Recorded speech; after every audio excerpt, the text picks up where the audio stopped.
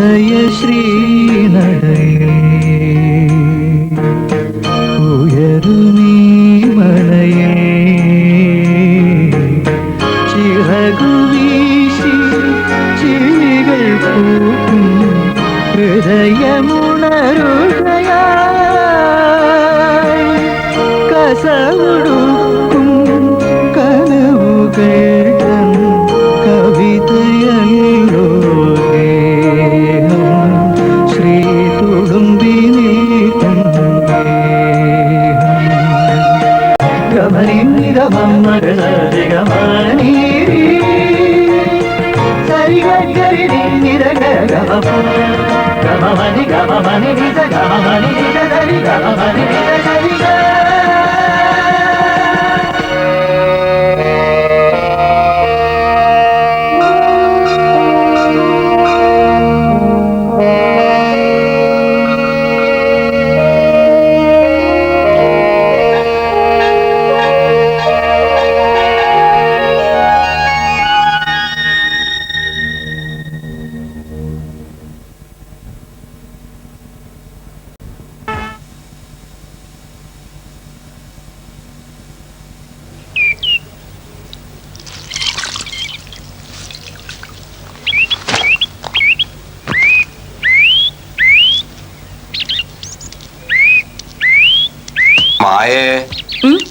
അച്ഛൻ വീട്ടിന്നാ? അല്ല, post office വരെ ഒന്ന് പോയി. അപ്പൊ ഇങ്ങോട്ടൊന്ന് കേറാന്ന് വിചാരിച്ചു. ഞാൻ അങ്ങോട്ട് വരാനിരിക്കായിരുന്നു. അമ്മയ്ക്ക് തീരെ വയ്യാന്ന് അറിയാഞ്ഞിട്ടല്ല. ഇവിടെ സുമിത്രയുടെ സ്ഥിതി ഓർത്തപ്പോ. അതിലൊന്നും ഇപ്പൊ ഒരു തെറ്റുമില്ല. ചെയ്യേണ്ട കാര്യം തന്നെയാ നീ ചെയ്തത്. എത്ര കാലം മാധവി അമ്മയുടെ ഉപ്പും ചോറും നമ്മൾ തിന്നിരിക്കണു. വിശ്വംഭരനുണ്ടായിരുന്ന കാലത്ത് എത്ര തവണ അവൻ എനിക്ക് കാശി തന്ന് സഹായിച്ചിരിക്കണു. അതൊക്കെ എങ്ങനെയാ മറക്കുക? എവിടെ കുട്ടി? എവിടെ കിടക്കുക? കിടക്ക എന്നെയാ. ഞാൻ നിർബന്ധിച്ച് ഇപ്പൊ ഇത്തിരി കഞ്ഞി കുടിപ്പിച്ചു.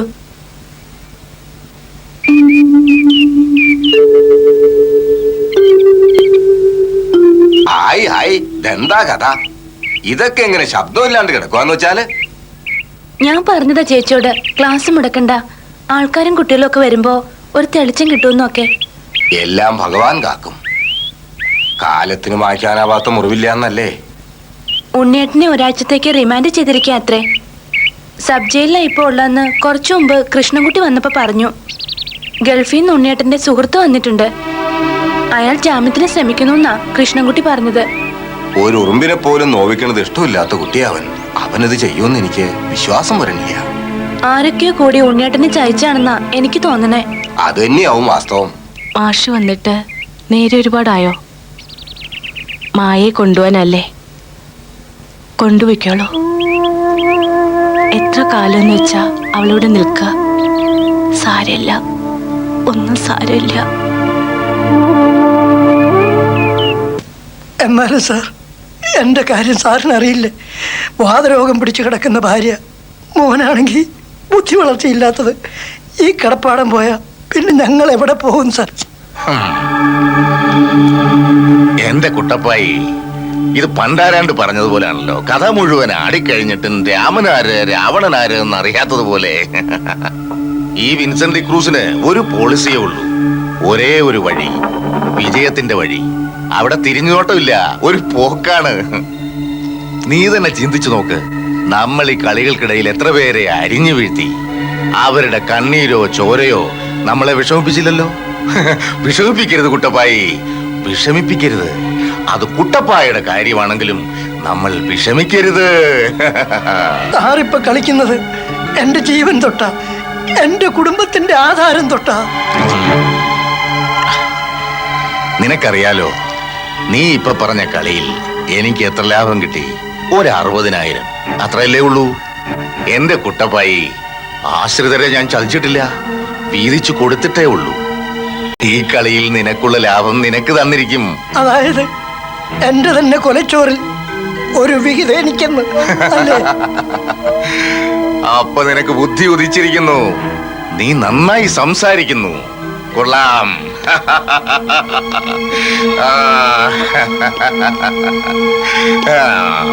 പിന്നെ ഒരു കാര്യം പറഞ്ഞേക്കാം. ഈ വിൻസെന്റ് ക്രൂസിനെ ആരും മര്യാദ പഠിപ്പിക്കാൻ നോക്കണ്ട. എനിക്കറിയാം എന്താ വേണ്ടത്. എന്നോട് കളിച്ചാൽ നിന്റെ ഗതിയും ആ ഉണ്ണികൃഷ്ണന്റേതാകും.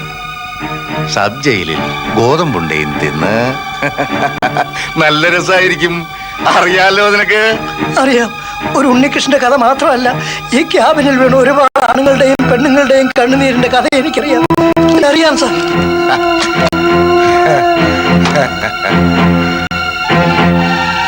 എന്റെ ജീവിതത്തിൽ അവസാനത്തെ പ്രതീക്ഷയെ കെട്ടുപോയത് അച്ഛനും അമ്മയൊന്നും എന്റെ ഓർമ്മയിലില്ല. പിന്നെ എന്നെ പഠിപ്പിച്ചു മുഴുവൻ ബന്ധത്തിലുള്ളൊരു അമ്മൂമ്മയാ. അവരോടി പോയപ്പോ ഞാൻ തീർത്തൊരു അനാഥനായി. പിന്നെ എന്നെ സ്നേഹിച്ചതും വളർത്തി വലുതാക്കിയവർ ഒരുപാട് പേരുണ്ട്. സ്നേഹം മാത്രം എനിക്ക് തന്ന ഉണ്ണിയുടെ അമ്മ, ചേച്ചി, ഉണ്ണി, പിന്നെ ശ്രീദേവി. അവളായിരുന്നു എൻ്റെ എല്ലാ പ്രതീക്ഷയും സ്വപ്നവും. എംകോം ഫസ്റ്റ് ക്ലാസ്സിൽ പാസ്സായ ഞാൻ ഒരു ഓട്ടോറിക്ഷ ഡ്രൈവറാകാൻ തയ്യാറായത് തന്നെ ശ്രീദേവിക്ക് വേണ്ടി മാത്രമായിരുന്നു. ഒരുപക്ഷെ ഞാൻ എൻ്റെ ഉണ്ണിയിൽ നിന്ന് വരെ മറച്ചു വെച്ച രഹസ്യം. പക്ഷേ ഇന്ന് അവളില്ല. ഇനി എന്തിനു ഞാൻ ജീവിക്കണം? ഇതാ നിന്റെയൊക്കെ അടിസ്ഥാന പ്രശ്നം. എന്റെ അങ്ങനെയായിരുന്നു. പക്ഷേ ഞാനിപ്പോ പോരാട്ടത്തിന്റെ വഴിയിലാണ്. എന്റെ യൗവനം ചൂഷണം ചെയ്ത വ്യവസ്ഥിതിക്കെതിരെ. കൃഷ്ണൻകുട്ടി, അതേ വ്യവസ്ഥിതി തന്നെയാണ് നിന്റെ ശ്രീദേവിയെ കൊന്ന് ആറ്റിത്തള്ളിയത്, നമ്മുടെ പാവുണ്ണി ജയിലിലടച്ചത്. ഇവർക്കെതിരെ പോരാടണമെങ്കിൽ വെറും മസിൽ പവർ മാത്രം പോരാ, അതിന് മണി പവർ കൊണ്ട് നേടാവുന്ന പൊളിറ്റിക്കൽ പവർ കൂടി വേണം. മക്കളെ, ഇവിടെ ഉണ്ടാവുമെന്ന് എനിക്ക് ഉറപ്പുണ്ടായിരുന്നു. എന്നോട് ക്ഷമിക്കണം. ക്ഷമിച്ചു കഴിഞ്ഞെങ്കിൽ ഒരപേക്ഷ കൂടിയുണ്ട്. എന്നെ രക്ഷിക്കണം. ഒരുപാട് തെറ്റുകൾക്ക് ഞാൻ കൂട്ടുനിന്നു പോയി. അയാളുടെ ഒരുപാട് കളികൾക്ക് ഞാൻ കാവൽ നിന്നു പോയി. ഒരൊഴുക്കിൽ അങ്ങ് പെട്ടുപോയതാണ് മക്കളെ. ഇയാളൊന്നും ചിണുങ്ങാ കാര്യം പറ. ആരുടെ കാര്യമായി പറയുന്നേ? Bank manager Vincent Cruz. അങ്ങേരാ നിങ്ങളുടെ ഉണ്ണികൃഷ്ണനെ ജയിലിൽ അടപ്പിച്ചത്. അങ്ങേരാ ശ്രീദേവിയെ കൊലയ്ക്ക് കൊടുത്തത്. ഇപ്പോഴയാൾ എൻ്റെ ജീവന് വില പറഞ്ഞിരിക്കുക. ഇത്രയും കാലം പട്ടിയെ പോലെ അയാളുടെ പിന്നാലെ വാലാട്ടി നടന്നതിന് അയാൾ തന്ന സമ്മാനം. ശ്രീദേവി കൊന്നത് അയാളാണെന്ന് തനിക്ക് ഉറപ്പുണ്ടോ? ഈ ഞാൻ തന്നെയാണ് ഉറപ്പ്. അവളെ കോളേജിൽ നിന്ന് വിളിച്ചിറക്കി മാനേജറുടെ ക്യാമ്പിൽ എത്തിച്ചത് ഞാനാണ്. നീ എന്റെ ശ്രീദേവിയെ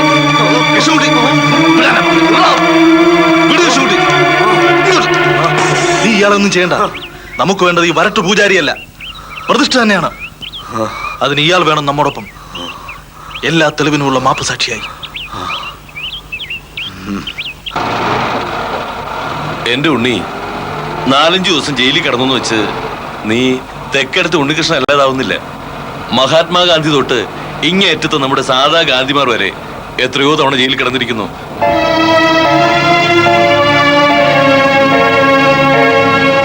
ഓരോ ജയിൽവാസവും ഒരു ഉത്തേജനമാണ്, ഒന്നുകൂടി കരുത്ത് നേടാൻ. എന്റെ എല്ലാം തകർന്ന് തരിപ്പണമായില്ലേ, ഇനി എന്ത് കരുത്ത് നേടാൻ?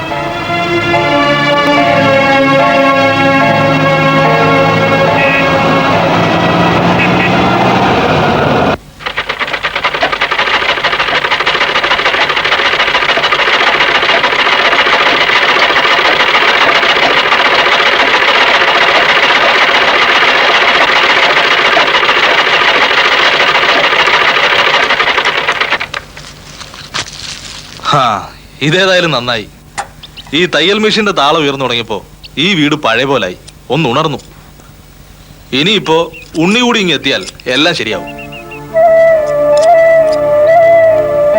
ഉണ്ണിയുടെ വല്ല വിവരവും കിട്ടിയോ? ജാമ്യത്തിലിറക്കാൻ ഗൾഫിൽ നിന്ന് ഉണ്ണിയുടെ ഒരു ഫ്രണ്ട് പോയിട്ടുണ്ട്, ജമാല്. പിന്നെ എനിക്ക് നല്ല വിശപ്പുണ്ട്. മുൻപ് കോളേജിൽ വെച്ച് സുമിത്രയുടെ ടിഫിൻ ബോക്സിൽ നിന്ന് മോഷ്ടിച്ച് കഴിച്ച ചോറിന്റെ രുചി ഇപ്പോഴും നാവിലുണ്ട്. അതൊരിക്കൽ കൂടെ അറിയാൻ ചെയ്യാലോ. എന്നാ പിടിച്ചേ. ആ ഉണ്ണിയും ജമാലൊക്കെ ഇപ്പൊ വരും. അവര് വരുന്നതിന് മുമ്പ് കുശാലായിട്ടൊരു സദ്യ ഒരുക്കണ്ടേ? ഇപ്പൊ വരാം. വാ.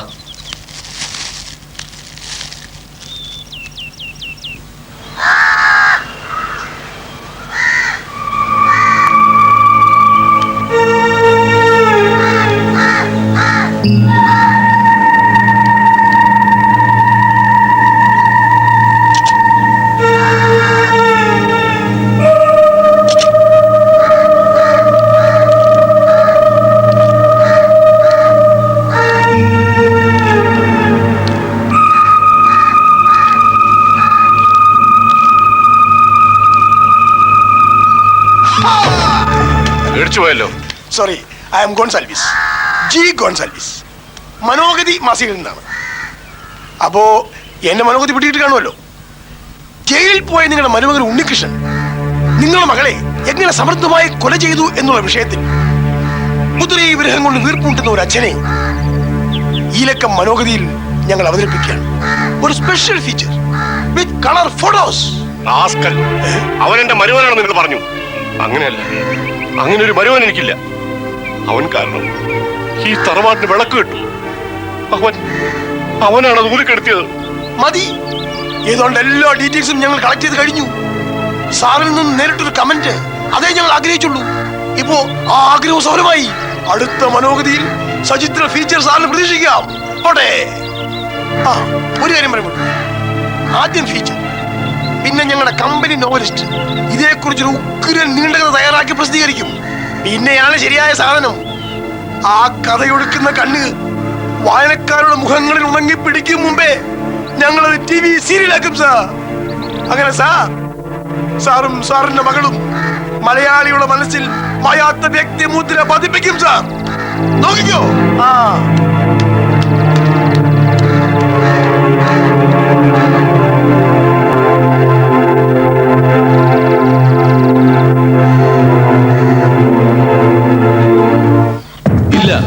ഒരിഞ്ച് പോലും നമ്മൾ പുറകോട്ട് വന്ന പ്രശ്നമില്ല. ഇതൊരു ഉണ്ണിയുടെ മാത്രം പ്രശ്നമല്ല, എന്റെ പ്രശ്നമാണ്. മരുഭൂമിയിൽ കഷ്ടപ്പെട്ട് ഒരു ചെറിയ അവധിക്ക് നാട്ടിൽ വരുന്ന ഓരോ ഗൾഫുകാരനെ പ്രശ്നമാണ്. പക്ഷേ ഇതിന് പിറകിലുള്ളത് ഒരാൾ മാത്രമാണെന്ന് ജമാലിന് തോന്നുന്നുണ്ടോ? അല്ല, ഈ പറഞ്ഞ ബാങ്ക് മാനേജർ വിൻസെന്റ് ഡിക്രൂസ് തന്നെ ഏതൊരു വലിയ അധോലോക സംഘത്തിന്റെ ഒരു കണ്ണി മാത്രമാണ്. അതുകൊണ്ട് എന്ത് കൃഷ്ണൻകുട്ടിക്ക് അറിയോ, അതിലും വലിയ അണ്ടർവേൾഡ് മാഫിയയും പൊളിറ്റിക്കൽ റാക്കറ്റും പണിതുയർത്താൻ എനിക്ക് ഈ നേരം മതി. എണ്ണി കണക്ക് പറയിക്കും. ഇല്ലെങ്കിൽ പിന്നെ നമ്മളൊക്കെ ഈ ജീവിതം തലോലിച്ചിരിക്കുന്നതിൽ എന്തർത്ഥം? 2 വർഷം ഞാൻ അധ്വാനിച്ചത് മുഴുവൻ എന്റെ സ്വപ്നത്തിന്റെ സാക്ഷാത്കാരത്തിന് വേണ്ടിയായിരുന്നു. പക്ഷേ നിമിഷങ്ങൾ കൊണ്ടത്. ഉണ്ണിയുടെ പ്രശ്നം 12 വർഷങ്ങൾക്ക് മുമ്പ് ഇതേപോലെയുള്ള എന്റെ ആദ്യത്തെ നാട്ടിൽ വരെ അനുഭവിച്ചറിഞ്ഞവനാണ് ഞാൻ. എനിക്ക് നഷ്ടമായത് എന്റെ വാപ്പയും ഉമ്മയും ഇളയ അനിയനും അടങ്ങുന്ന എന്റെ പ്രിയപ്പെട്ടവർ. അന്നു ഞാൻ അവരുടെ കബറിൽ തൊട്ടൊരു ശപഥം ചെയ്തു, മുള്ളിനെ മുള്ളുകൊണ്ട് തന്നെ തിരിച്ചെടുക്കുക. അതിനായിരുന്നു പിന്നീടുള്ള എന്റെ എല്ലാ ശ്രമങ്ങളും. ജമാൽ, എന്തു വേണമെങ്കിലും പ്ലാൻ ചെയ്തോളൂ. ഒരുപാട് മുദ്രാവാക്യങ്ങൾ ആകാശത്തേക്ക് ചുരുട്ടിയെറിഞ്ഞ മുഷ്ടികളാണിത്. മണ്ണിൽ പിക്കാസ് പിടിച്ച് തഴമ്പ് വീണ കൈകളാണിത്. ഞങ്ങളെല്ലാം പിറകെയുണ്ട്. ജമാലിന്റെ ഏത് കരുനീക്കത്തിനും ഈ കേശവനും കൃഷ്ണൻകുട്ടിയുണ്ട്. നമ്മുടെ ഉണ്ണിക്ക് വേണ്ടി.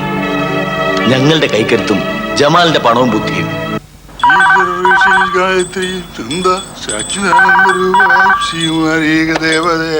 Hello, Ramakrishna Iyer speaking. Hello swami, good morning. ഇത് ജമാൽ അഹമ്മദ്. അയ്യോ, വാട്ട് എ സർപ്രൈസ്. ഒരു വിവരമല്ലല്ലോ മിസ്റ്റർ ജമാൽ. ഇപ്പൊ എവിടെ സംസാരിക്കുന്നു? അബുദാബിന്നോ? ഇതിപ്പോ നാട്ടിൽ ഒരു ലൈറ്റ്നിങ് വിസിറ്റ്. അതൊക്കെ വേണ്ടി വന്നു. എനിക്ക് സ്വാമിയുടെ ഒരു സഹായം വേണം. I mean a favour from you as the bank general manager. നമ്മുടെ ബാങ്കിന്റെ എന്ത് ഫേവർ വേണമെങ്കിലും മിസ്റ്റർ ജമാലിന് ചോദിച്ചു വാങ്ങാമല്ലോ. ബിക്കോസ് ബാങ്കിന് നിലനിൽക്കുന്നത് തന്നെ താങ്കളെ പോലുള്ള 4-5 VIP കസ്റ്റമേഴ്സിന്റെ ഔദാര്യം കൊണ്ടാ. Then okay, ഞാൻ സ്വാമി കാണാൻ വരുന്നു ഉടനെ ഫോർ ബ്രേക്ക്ഫാസ്റ്റ്. ഓക്കെ. ഇവിടെ നമ്മ പൊണ്ടാട്ടി വാങ്ങിയ ഇഡ്ഡലി സാമ്പാറും ജമാലിനൊരു ചേഞ്ച് ആവട്ടെ. ഈ ഒരു പ്രശ്നം സോൾവ് ചെയ്യാൻ വേണ്ടി മാത്രമാണ് ഞാനിപ്പോ ഇവിടെ പറഞ്ഞെത്തിയത്. അല്ലെങ്കിൽ ഇവിടുത്തെ എസ്റ്റാബ്ലിഷ്മെന്റ് മാഫിയ ഉണ്ണികൃഷ്ണനെ കൊന്നു കുഴിച്ചു മൂടുകൂടി ചെയ്തേനെ. മിസ്റ്റർ ജമാൽ, എനിക്കറിയാം പൊളിറ്റിക്കൽ കണക്ഷൻസ് ഇത്തിരി അധികമുള്ള ആളാണ് mister Vincent D'Cruz. But I assure you, ഇക്കാര്യത്തിൽ ഞാൻ നേരിട്ട് ഇടപെടാൻ പോകുന്നു. ഇപ്പോൾ തന്നെ ഞാൻ അത് രഹസ്യമായി ഓർഡർ ചെയ്യാം. വെറും അന്വേഷണം മാത്രമല്ല സ്വാമി, എനിക്ക് അയാൾ ബാങ്കിൽ നിന്നും പുറത്താക്കപ്പെട്ടത് അറിഞ്ഞിരിക്കണം. ഒരടി കിട്ടിയ വേദനയിൽ വേണം എനിക്ക് അടുത്ത നീക്കം പ്ലാൻ ചെയ്യാൻ. Okay Jamal, it is done. നീതിയുടെ മുമ്പിൽ ഒരു കുറ്റവാളിക്കും അധികം പിടിച്ചു നിൽക്കാനാവില്ല. അതേപോലെ തന്നെ ഈ രാമകൃഷ്ണ അയ്യരുടെ മുമ്പിൽ ഒരു സാധാ വിൻസെന്റ് ഡിക്രൂസിനും. 2 ഇഡ്ഡലിയുടെ കഴിക്കൂ ജമാൽ. സരോജ, കാഫി പോട്ടാച്ചാ? ഞാൻ കൊണ്ടുവരേ. എന്ത് പറയാനാ സാഹിബേ, ഒരു മുന്നറിയിപ്പും ഇല്ലാതെയാ ഹെഡ് ഓഫീസിൽ നിന്ന് ഇൻസ്പെക്ഷൻ ടീം വന്നത്. കുറെ പേപ്പേഴ്സ് അവന്മാരുടെ കയ്യിലായിപ്പോയി. സാരമില്ല, ഈ വിൻസെന്റ് ക്രൂസിനെ ആർക്കും നോവിക്കാൻ പറ്റുകയില്ല. എന്നാലും എനിക്കെന്തോ പേടി തോന്നുന്നു. ഇതിന്റെ പിറകില് ആ ഉണ്ണികൃഷ്ണ ജാമ്യത്തിലെടുത്ത ആളുണ്ടല്ലോ, ആ ജമാൽ അഹമ്മദ്, അവന്റെ തലയാതാ എനിക്ക് സംശയം. ആരാടോ ഈ ജമാൽ അഹമ്മദ്? ഊരിന് വരുന്നെങ്കിൽ നേരിട്ട് വരട്ടെ. എന്റെ ശക്തി ഞാൻ അവന് കാണിച്ചു കൊടുക്കാം. വരട്ടെ അവൻ. അല്ല, എന്നാലും ഒന്ന് സൂക്ഷിക്കുന്നത് നല്ലതാ. തനിക്ക് പേടിയുണ്ടെങ്കിൽ താമല്ല പാതാളത്തിലും പോയി വിളിക്ക്. ഞാൻ ഇവിടെയുണ്ട്, ഈ മായാ നഗരിയിൽ.